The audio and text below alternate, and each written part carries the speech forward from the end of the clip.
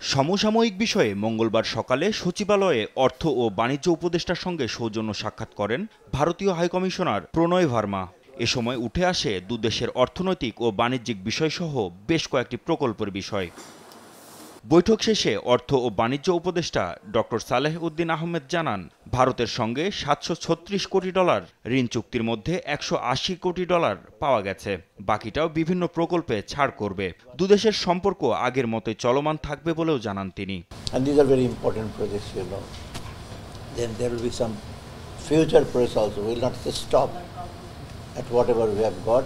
They also offered something and we have also devised, and we will talk about those projects, funding of the project, implementation part of it. Then another important thing is the commerce. You know, Bangladesh and India are the two important partners. There are some issues that we have got some trade deficit, but this will be sorted out. They have, the Excellency had said that they will also encourage that, so our export also goes there, and quality and the terms of things should be win-win situation. That is very important. Their business people also win and we also. বিজ্ঞান প্রযুক্তি সহ আরও বড় প্রকল্পে বিনিয়োগের আগ্রহ প্রকাশ করায় বাংলাদেশে বিনিয়োগে ভারতকে আহ্বান জানান অর্থ উপদেষ্টা। They have expertise in very field, including nuclear fields and all that. So there is our project and our scientific research laboratory. You know, under that is another hat I am wearing, science and technology. So they also offer, and they are already doing it. So science and technology cooperation, which is very, very important. So overall that is thing, and we have assured them Bangladesh is a very good place for investment, for economic cooperation, and they have taken note and they will continue. That is all.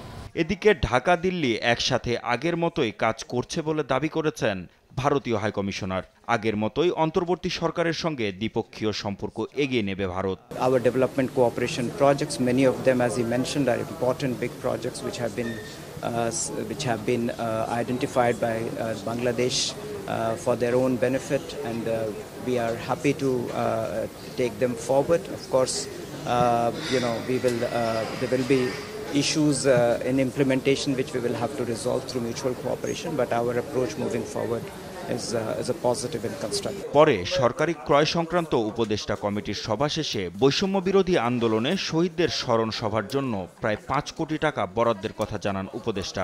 বৈষম্য বিরোধী আন্দোলনে যারা শহীদ হয়েছে তাদের স্মরণ সভা হবে। মোটাদের টাইটেলটা হলো স্মরণ সভা 14 তারিখে, এবং এটার ভিতরে কিছু আনুষঙ্গিক খরচ আছে, খরচ বেশি না, সেটা অনুধাবন। বিদ্যুতের ঘাটতি মেটাতে চেষ্টা করছে সরকার। স্বাভাবিক হতে কিছুটা সময় লাগবে বলেও জানান ডক্টর সালেহ উদ্দিন আহমেদ। মাহমুদ হাসান, দেশ টিভি, ঢাকা। আমি বিদ্যুতে, এটা আমার মনে হয় বিদ্যুৎ যে উপদেষ্টা তার সাথে আলাপ